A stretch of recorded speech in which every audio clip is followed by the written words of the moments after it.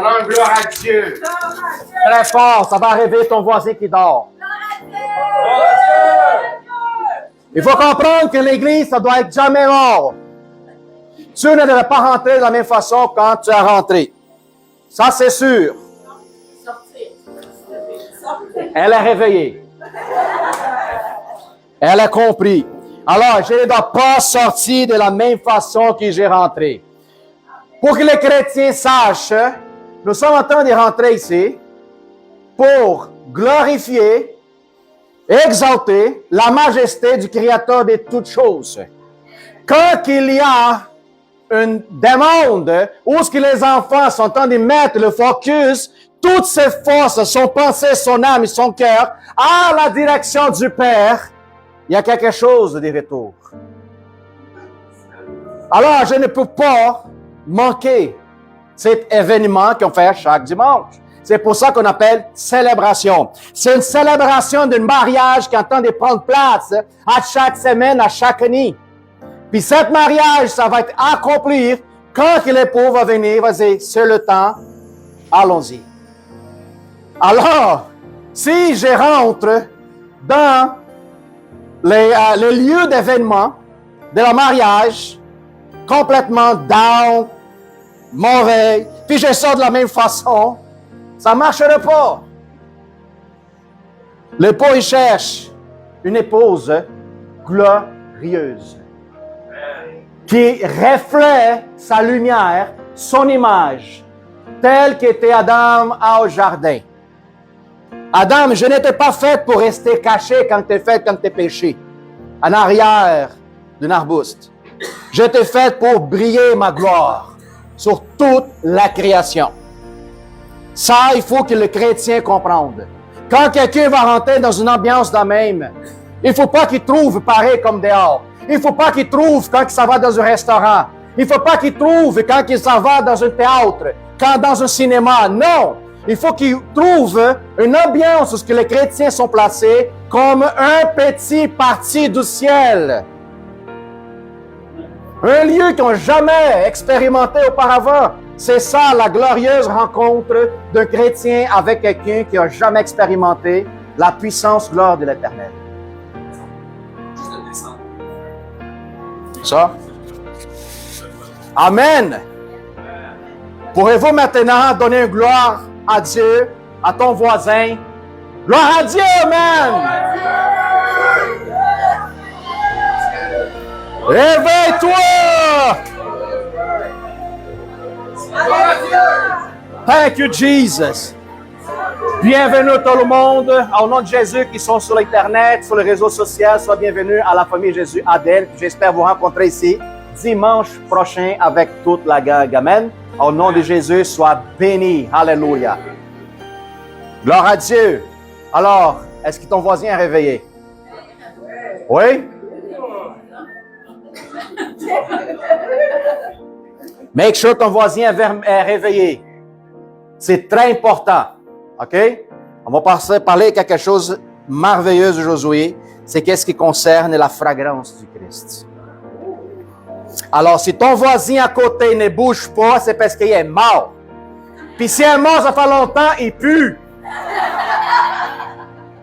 Alors, quelqu'un qui pue ne peut pas dégager la fragrance du Christ. Amen.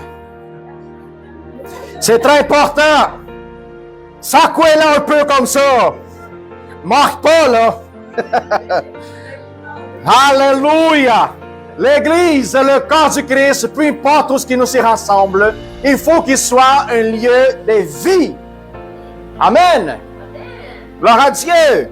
Il n'y en a pas le temps de n'importe quel sentiment mauvais. Dépression, anxiété, peur, inquiétude, doute. On n'a pas de tempête avec ces affaires-là. Parce que la vie du Christ, ça couvre tout. Élimine. Qu'est-ce que le monde donne comme pourriture?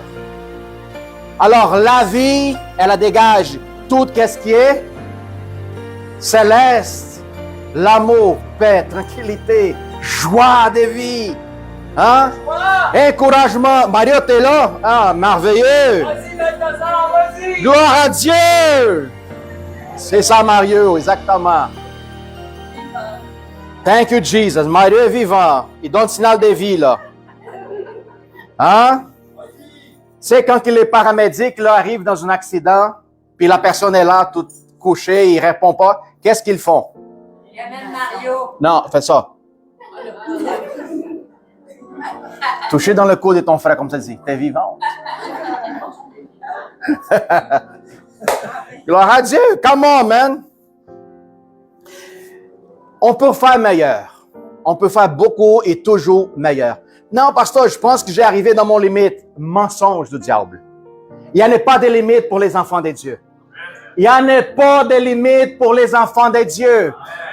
Il y a bien du monde qui, quand nous sommes en train de chanter, louer au Seigneur, la difficulté embarquée dans l'atmosphère.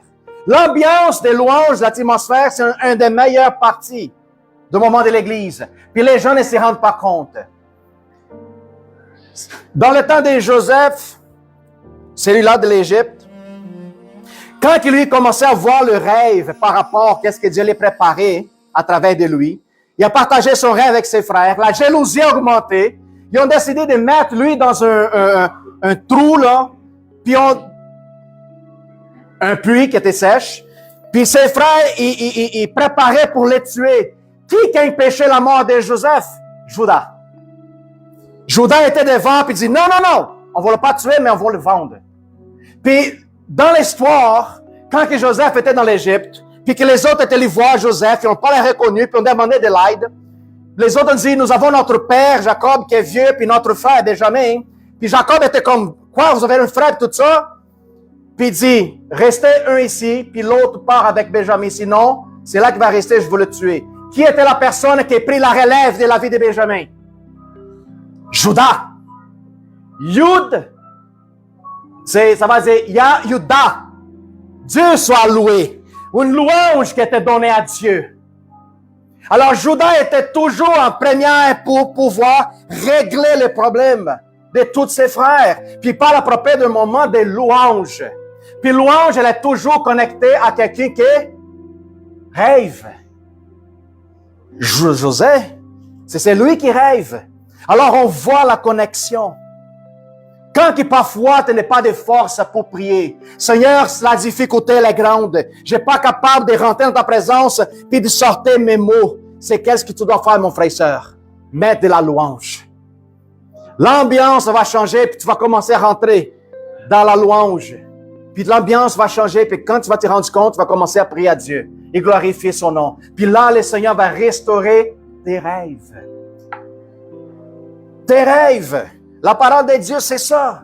Elle nous inspire, nous encourage à continuer notre rêve, notre espoir qui est en Christ. Amen. Alléluia. Alors, la fragrance du Christ. Je vous demandais de faire pas mal de choses aujourd'hui. Je ne vais pas vous demander de sentir votre frère. Ça, c'est trop. Mais la fragrance, c'est quelque chose de très important, extraordinaire, puis il faut qu'on comprenne. Allons-y en 2 Corinthiens 2, 10 à 17. Thank you, Jesus. La question que je vous demande, avez-vous la fragrance de Christ? Avez-vous la fragrance de Christ? Je devrais même poser la question. Parce que n'importe où ce qui vous va, il y a une fragrance qui se dégage de vous autres. Peu importe la place, le moment et l'occasion. Toujours une fragrance. Puis vous allez savoir qu'est-ce qui représente la fragrance de Christ. Thank you, Lord Jesus. Dis, thank you, Lord. Thank you, Lord. Hallelujah. Amen.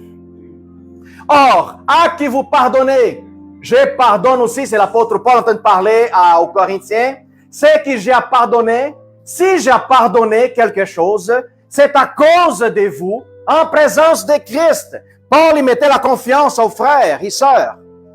Si vous avez fait le pardon, je pardonne aussi.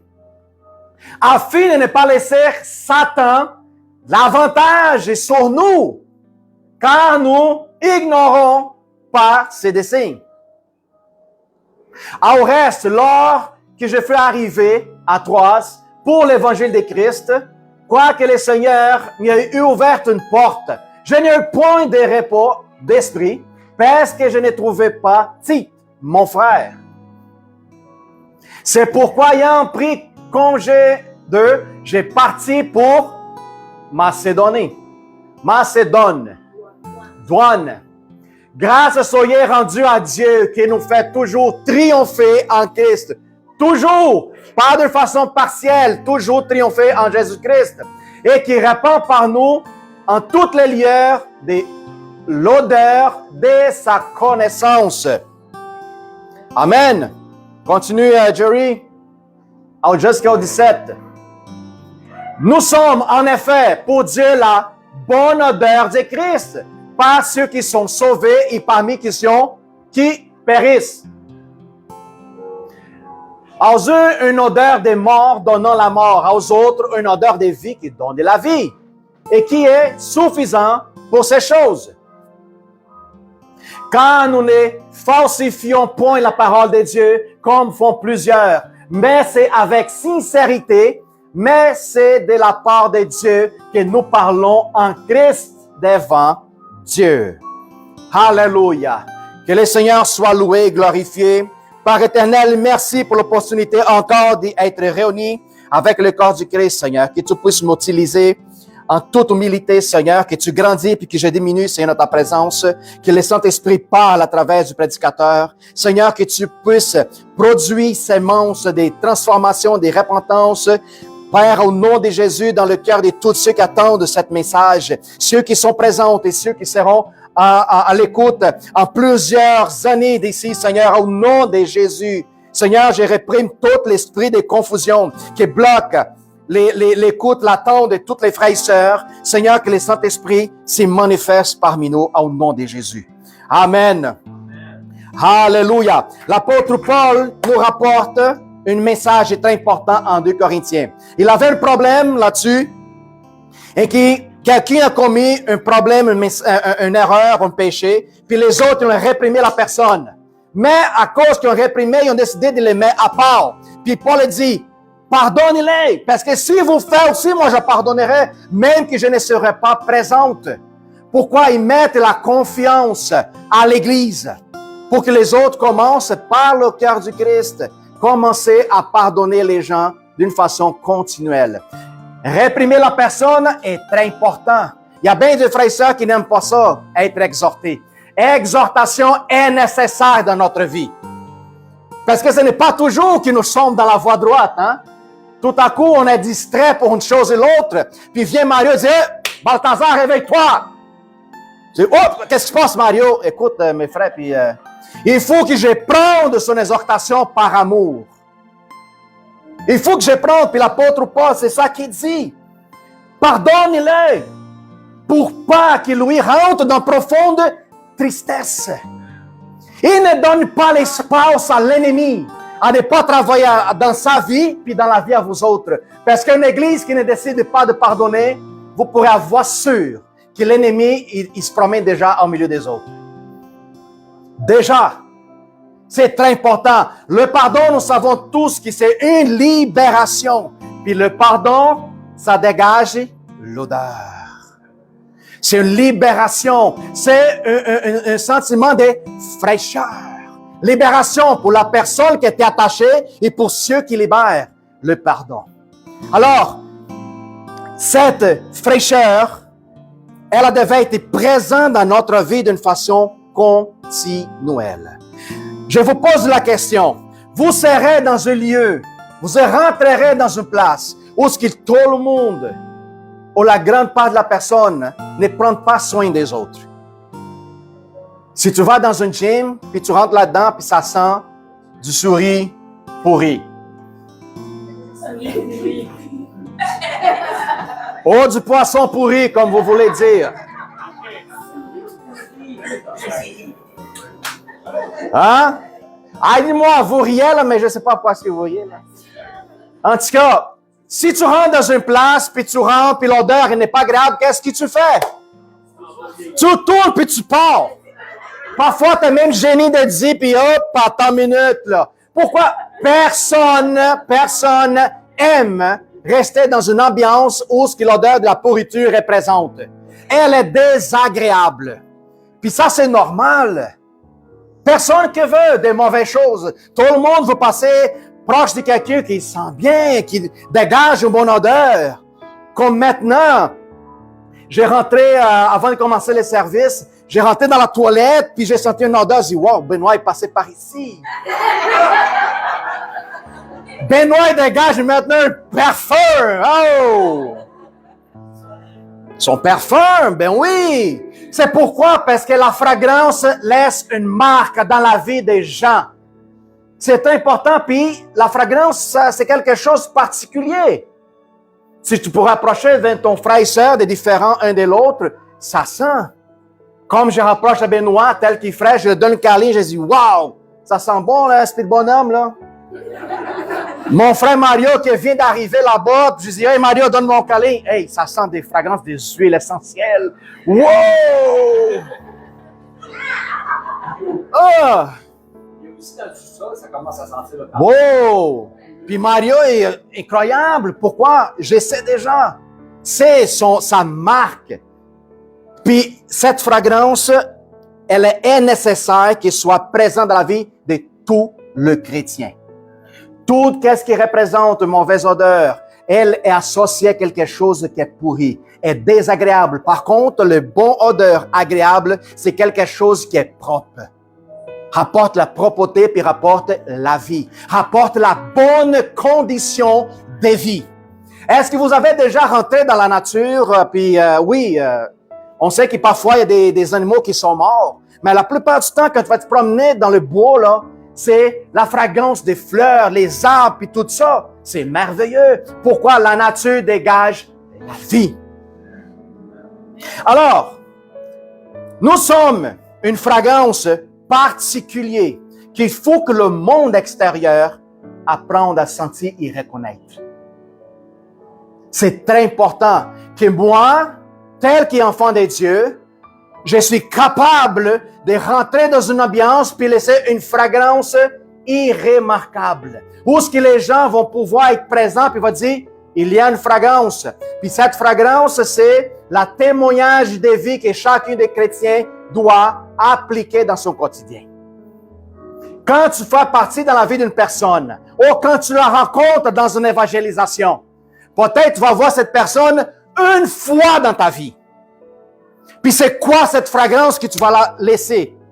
Cette personne, d'ici à 20 ans, si elle devient chrétien, à un moment donné, sa petite fille va demander, grand-maman, comment tu es devenu chrétien? Puis cette madame va dire, à 20 ans en arrière, quand j'étais dans un métro, un petit bonhomme, je ne me souviens pas de son nom, il a laissé une fragrance de témoignages, de vie qui m'a transformé. Puis c'est cette fragrance qui est la personne, elle n'oublie jamais. Jusqu'à date aujourd'hui, Pasteur Balthazar, ça fait 22 ans que j'ai donné ma vie à Christ. Je me souviens encore la fragrance de la personne qui m'a conduit au Seigneur.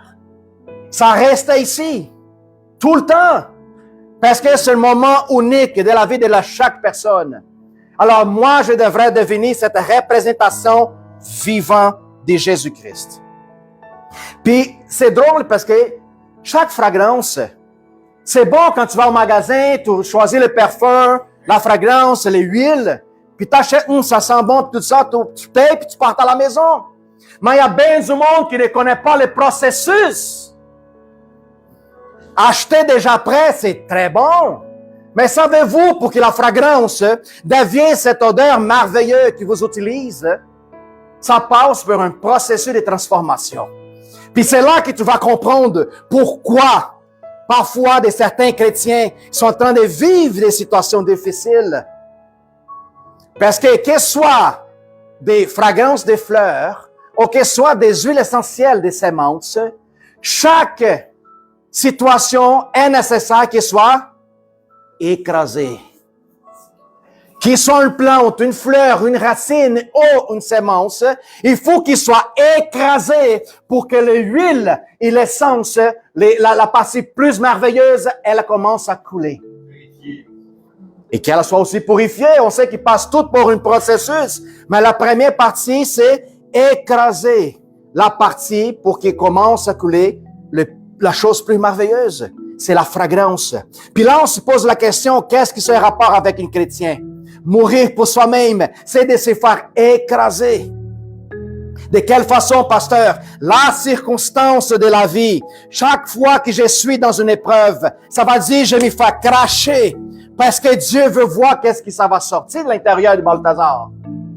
Dieu veut savoir c'est l'huile que je dégage. La fragrance qui va sortir de moi, c'est la fragrance du Christ ou encore la fragrance de l'homme charnel qui pourrit.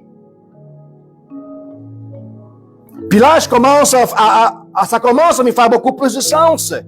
Puis à cause du résultat de ma vie telle que témoin, ça va dire si ma fragrance, elle est divine ou elle est terrestre.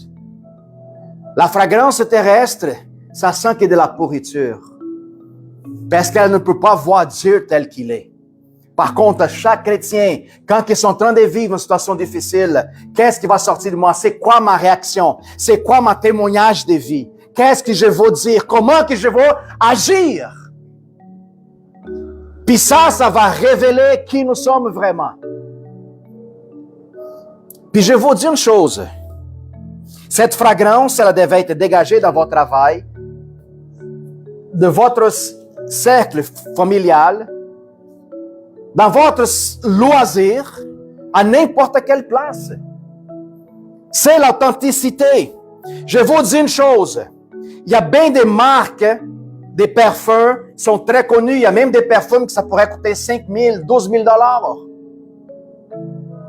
Puis plus que la fragrance est chère, plus qu'il est petit, les contenants. Tellement qu'important, tellement qu'il est précieux. Alors, ça va dire que les gens plus petits, en Christ,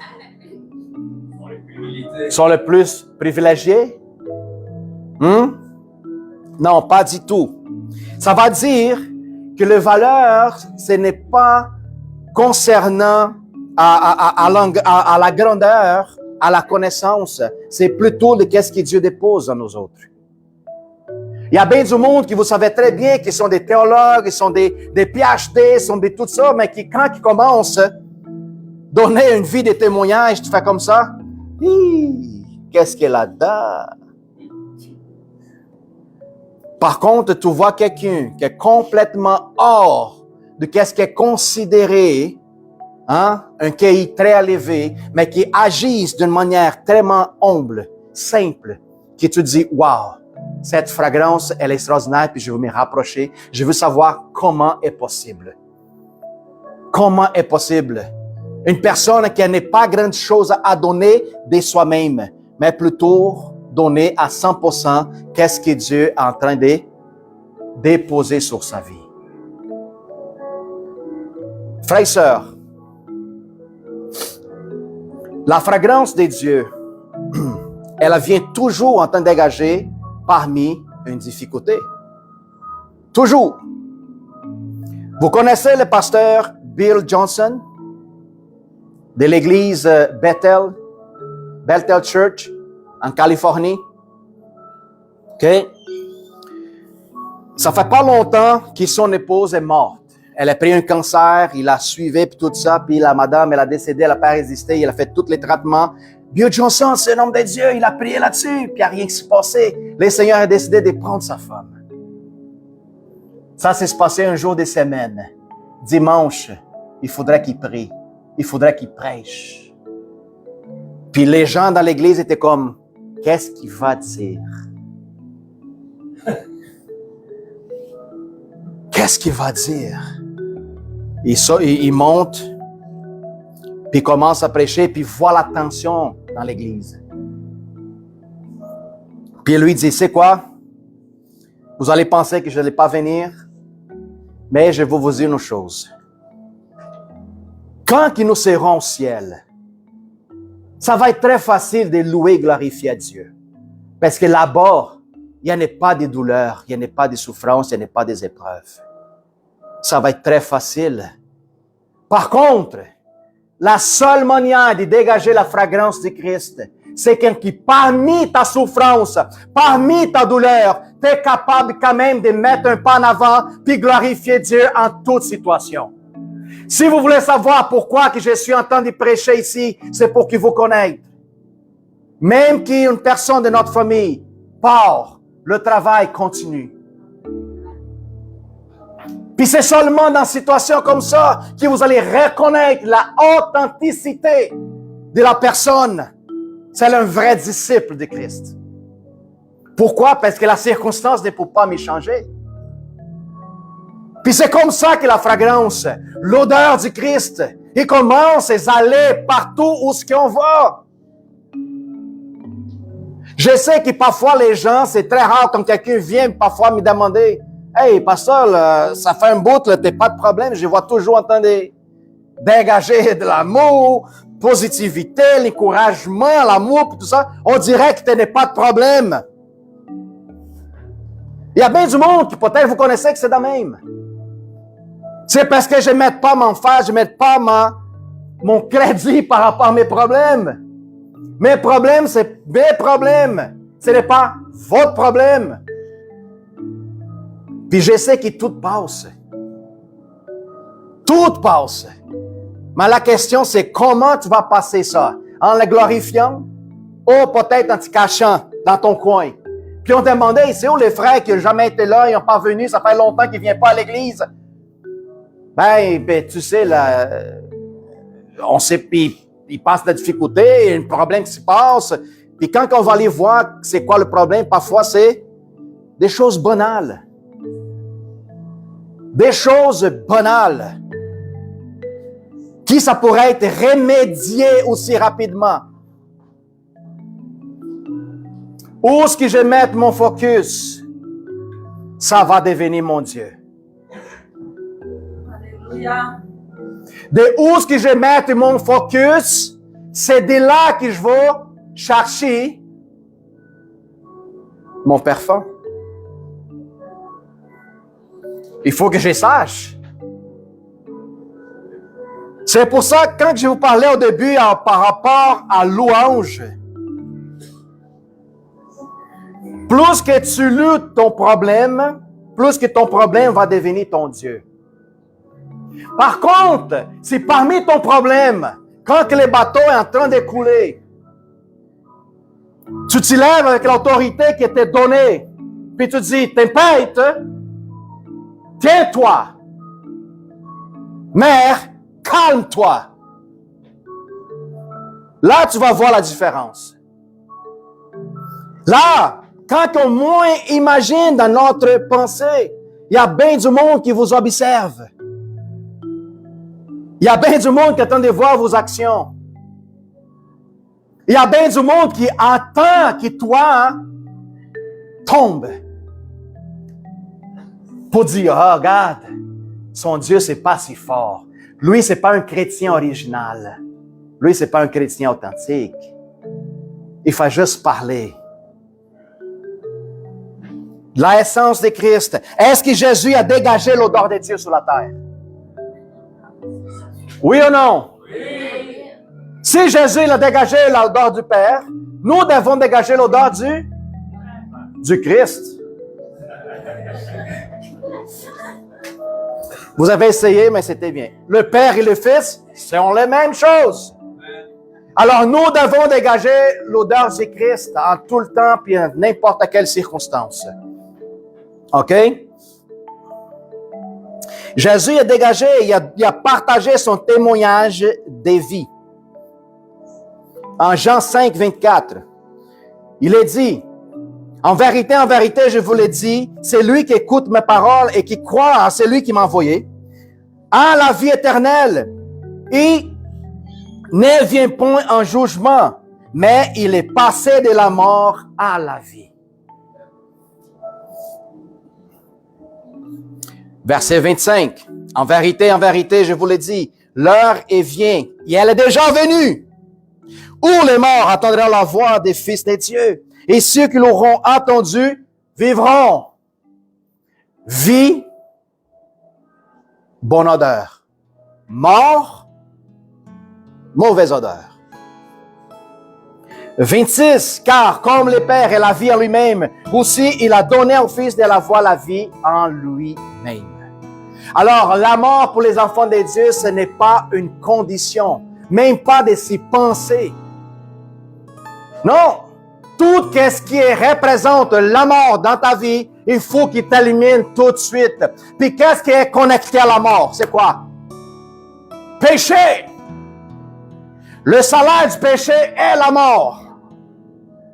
Alors, tout ce qui est relié à la mort, qui pue encore dans ta vie, s'il y a quelque chose qui est connecté au péché, dégage-le. Parce que ça ne donne à rien de venir à l'église et chanter l'Éternel, glorifier son nom. Mais par contre, quand je sors, quand je vais essayer d'évangéliser, puis ci, puis ça, puis la seule odeur qui sort de moi, c'est la pourriture. Le péché que le chrétien pratique, ça va condamner sa conscience. Puis lui va marcher dans la culpabilité d'une manière constante. Puis tu ne pourrais pas représenter Dieu avec un cœur condamné. Parce que Dieu nous demande que ton cœur soit pur.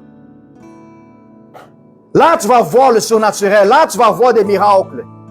Là, le Saint-Esprit va s'en servir de toi avec des paroles de connaissance, sagesse, prophétie.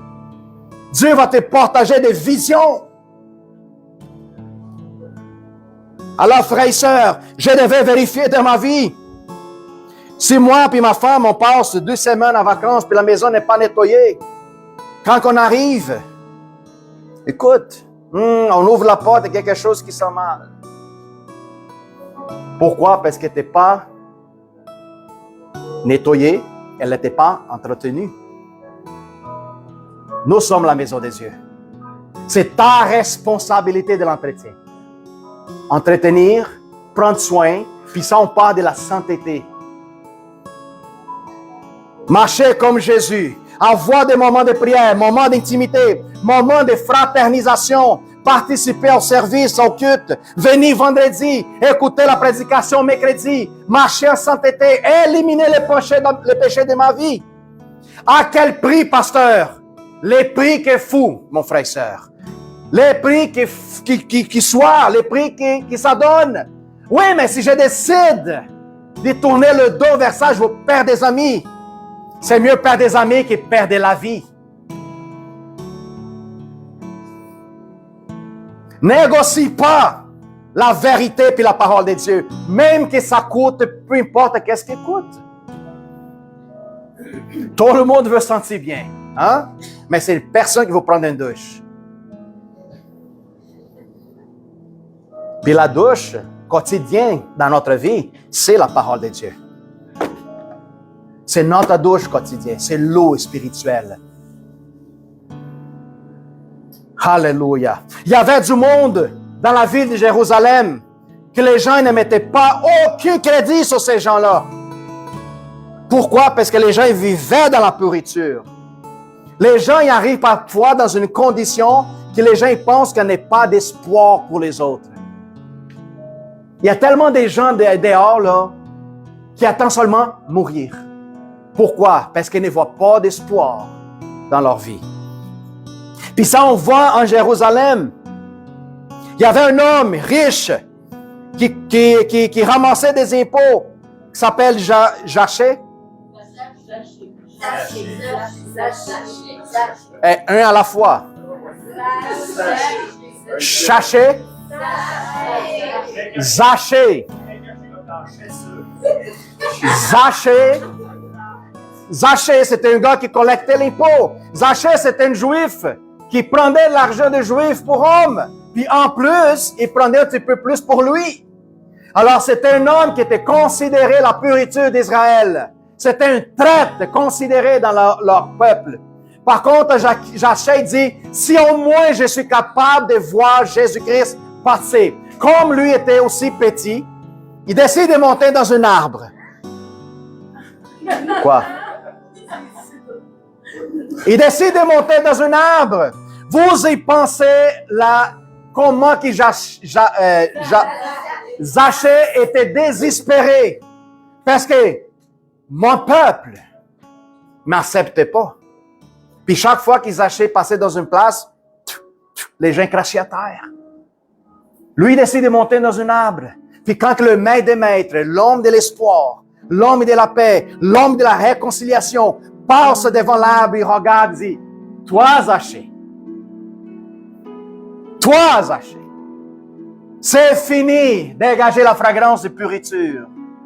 Maintenant, tu as un rendez-vous avec moi. » Puis au jour qu'ils achètent un rendez-vous avec Jésus-Christ, l'odeur de la fragrance a changé. L'espoir est revenu dans son cœur. Seigneur, à tous, qu'est-ce que j'ai volé? Je donnerai 4 fois plus. Zachée a repris sa dignité qui était volée.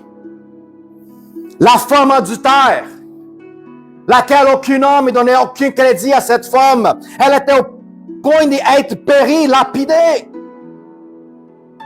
Ils ont rapporté devant le Christ. J'ai dit que les Juifs ont fait une grande erreur, dans un sens, en train de penser qu'elle allait tromper le maître. Écoute, la loi dit pour les lapider.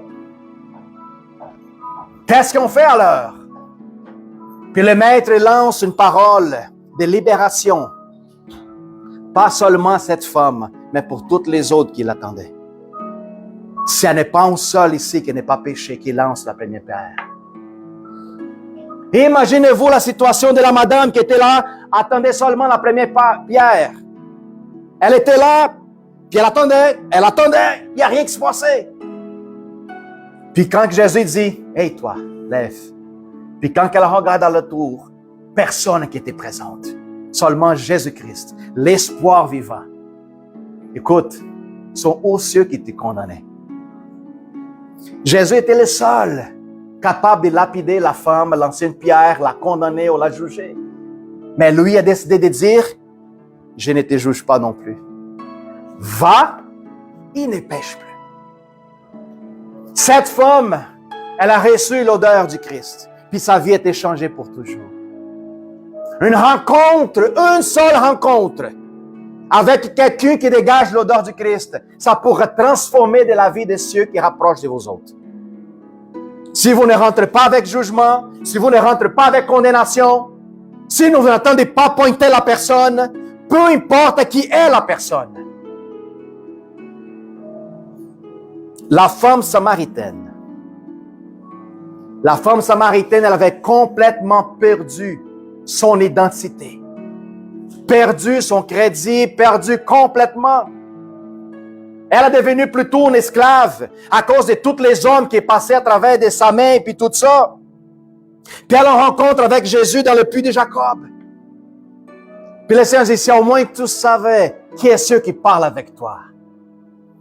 Pour que vous se rendiez compte, la dignité de cette femme, elle est revenue à la surface.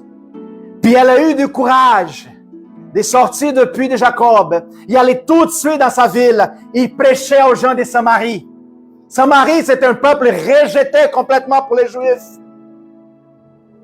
Un peuple, quand les Juifs, ils savaient qu'elle passait par Samarie, ils déviaient leur chemin parce qu'elle était indigne de même mettre les pieds sur la ville. Par contre, Jésus décide de rentrer. Casser les paradigmes là-dessus. Puis cette femme commence à prêcher l'amour du Christ. Viens, le prophète que nous attendions est arrivé.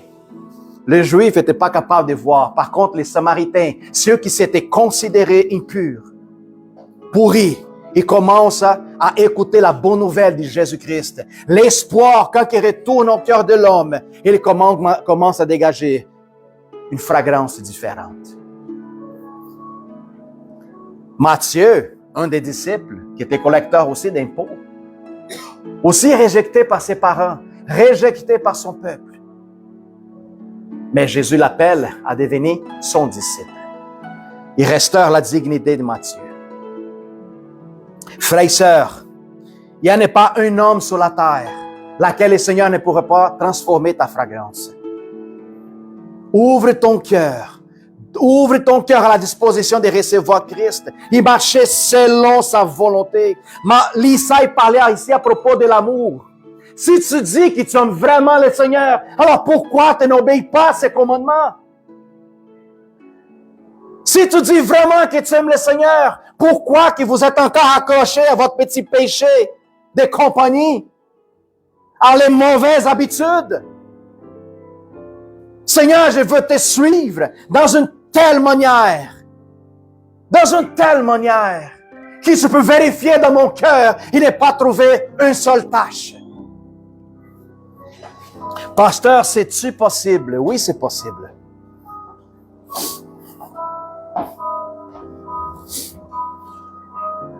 Jésus peut tout faire. Jésus peut tout transformer. Jésus peut animer qu'est-ce qui était mort dans notre vie. Un secteur dans ta vie que quelqu'un peut-être l'a dit quand tu étais jeune, tu avais l'inspiration de pouvoir dessiner, chanter, devenir, je ne sais pas quoi, un métier tel quel. Puis quelqu'un te dit, tu n'es pas capable. Puis cette parole, elle est devenue comme une frustration, une douleur jusqu'à date aujourd'hui. Mais Jésus est capable de changer. Ne pense pas qu'il est trop tard pour que tu fasses ce que tu aimes. Ne pense pas qu'il est trop tard pour que Dieu commence à donner l'inspiration qu'il t'avait quand tu étais jeune.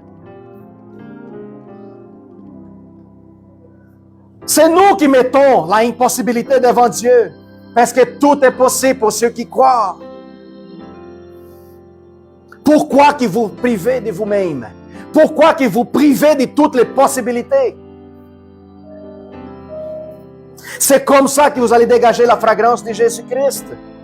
Quand que vous allez vraiment travailler dans ce qui vous aime, puis vous serez joyeuse, vous serez contente, vous allez devenir le meilleur de ce qu'il vous fait. Mais pasteur, si je sors de mon travail, ça va me causer de problèmes, je ne sais pas où ce qu'il est. L'imitation. Mais. Il n'y en a pas de mais dans la Bible. La seule chose qui fait mais, c'est les brebis.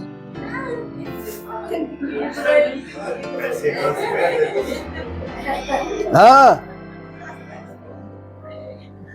Quand que le Seigneur Jésus, il vient donner une parole d'encouragement, puis la personne dit, oui Seigneur, je comprends, mais...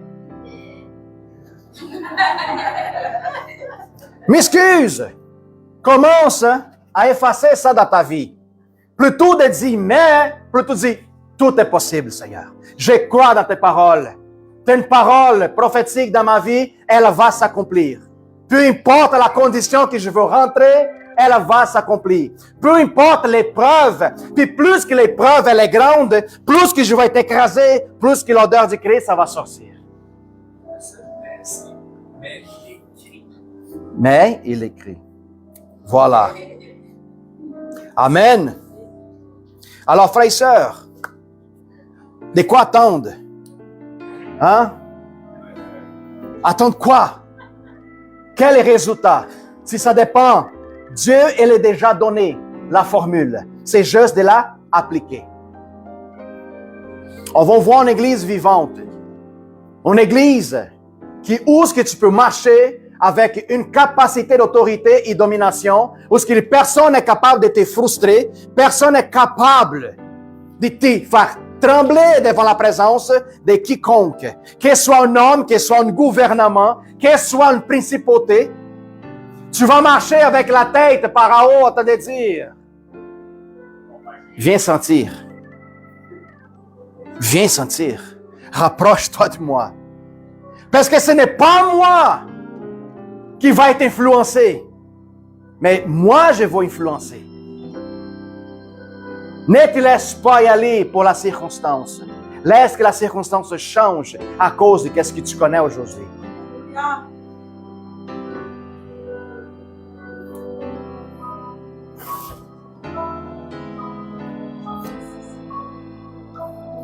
Thank you, Jesus.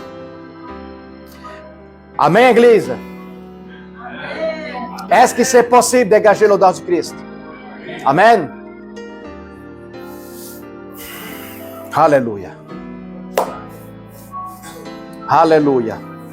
Maintenant? Amen. Alors, on va prier pour les offrandes, pour les dîmes.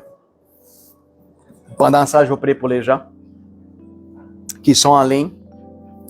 Père éternel, je te remercie au nom de Jésus pour tous ceux qui ont participé avec nous autres en ligne.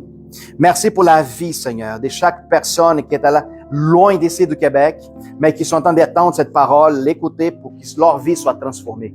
Que les personnes qui l'écoutent maintenant, Seigneur, soient transformées, qu'elles deviennent l'odeur du Christ, qu'elles puissent dégager, Seigneur, cet arôme spécial, que tous ceux qui ont l'Esprit de Dieu sont capables de la dégager. Seigneur, j'ai prié pour sa vie, ses conditions, que toutes les tribulations qu'ils vivent, Seigneur, soient une opportunité pour faire que la lumière de Christ brille dans leur vie. J'ai prié maintenant au nom de Jésus. Amen. Gloire à Dieu.